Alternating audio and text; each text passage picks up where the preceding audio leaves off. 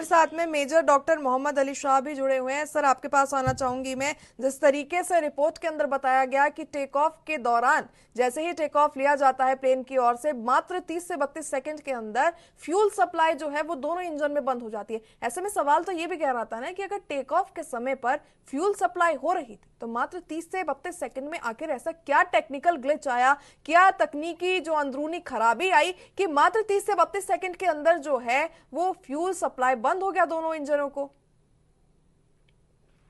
जी, आपने बहुत ही इंटेलिजेंट सवाल किया है। देखिए, मैं इसका जवाब एक ऐसी सरल भाषा में दूंगा ताकि हर कोई जो हमारे दर्शक हैं सुनने में वो कनेक्ट कर पाएंगे इससे। देखिए, स्कूटर और मोटरसाइकिल तो हम सब ने चलाई होगी, ठीक है। अब फर्ज करिए एक मोटरसाइकिल चला रहे हैं। मोटरसाइकिल में एक फ्यूल टैंक होता है।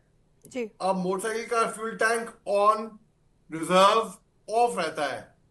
तीन स्विचेस होते हैं मोटरसाइकिल के फ्यूल टैंक में। मैं जी सरल भाषा में समझा रहा हूं इसलिए ताकि हर कोई समझ ले जी इस जी बात जी। को। अब जब हम मोटरसाइकिल को किक स्टार्ट करते हैं और फ्यूल टैंक ही ऑफ है, तो कुछ पेट्रोल तेल होता है जो नली में होता है, जिसकी वजह से इग्निशन होता है। मोटरसाइकिल स्टार्ट हो जाती है। मोटरसाइकिल जाएगी 100-200 मीटर दूर और फिर बंद हो जाएगी क्योंकि फ्यूल टैंक ही ऑफ था। अब जब पायलट साहब जहाज में आते हैं, जहाज का पूरा इंस्पेक्शन होता है और उसके बाद एक रिपोर्ट दी जाती है और फिर पायलट साहब ओके करते हैं इसको, कैप्टन साहब, और फिर उड़ान भरते हैं। अब आप देखिए जहाज का जो ब्लैक बॉक्स मिला है उसमें सुनने में आया है एक पायलट साहब दूसरे पायलट साहब से कह रहे हैं कि आपने फ्यूल टैंक क्यों बंद किया, फ्यूल बंद, पेट्रोल क्यों बंद किया, मतलब पेट्रोल साहब माफ माफ, ये वो मोटरसाइकिल समझा रहा था इसके लिए।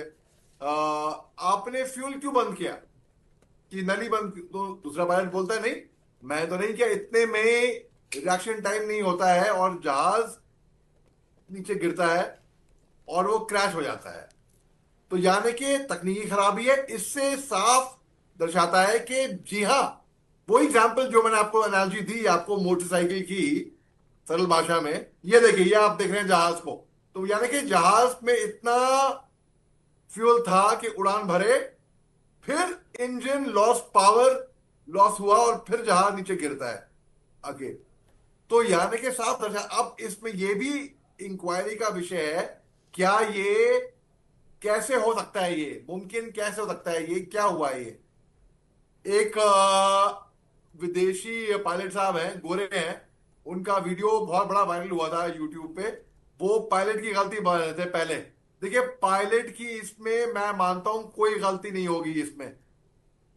और अगर बड़ा आसान है बोलना कि भाई पायलट की गलती होगी, इसकी गलती होगी, ये जब इंक्वायरी में ही साफ दर्शा गया कि फ्यूल टैंक की वजह से वो फ्यूल पहुंच नहीं पाया इंजन तक और वो जहाज, जाहिर सी बात है, इसके लिए नीचे गिरा। तो ये इंक्वायरी का विषय है कि अगर ऐसा हुआ, जो कि इंक्वायरी में हुआ आया है, ऐसा हुआ, तो ये किस कारण हुआ, वजह क्या थी, खास वजह क्या थी। क्या किसी ने जानबूझ के या गलती से, कैसे भी, ह्यूमन एरर था ये, पायलट का एरर ना मैं नहीं मानूंगा इसमें, लेकिन ह्यूमन एरर, जो कि टेक्नीशियंस हैं, जो कि इंजीनियर हैं, जो कि जांच पड़ताल करते हैं जहाज का ओके रिपोर्ट देने से पहले, ये बहुत गंभीर मामला है और गंभीर विषय है। भाई लोगों की जाने गई हैं, केवल जो जहाज में सवार थे बिल्कुल मेजर साहब, उनकी ऐसे ही में नहीं। मेंटेनेंस के ऊपर भी सवाल खड़े किए जा रहे हैं क्योंकि कुछ तस्वीरें सामने आई बिल्कुल। थी उस फ्लाइट ने, जब पहले दिल्ली से जब वो अहमदाबाद आई थी तब भी प्रतिक्रिया सामने आई कि उसके अंदर टेक्निकल ग्लिचेस था। ऐसे में बेहद सालों से, लगभग दशक से ऊपर जो है वो प्लेन अपनी सेवाएं दे रहा था, तो मेंटेनेंस के ऊपर भी जो है सवाल खड़े हो रहे हैं अब तो। बिल्कुल, आपने बिल्कुल दुरुस्त बात करी है। देखिए, जाहिर सी बात है इसमें मेंटेनेंस पे सवाल खड़े होते हैं, क्योंकि अगर फ्यूल की नली ही बंद थी और फ्यूल टेक ऑफ हुआ और फिर इसकी कारण हुआ, तो वजह क्या थी। तो ये बहुत ही गंभीर विषय है।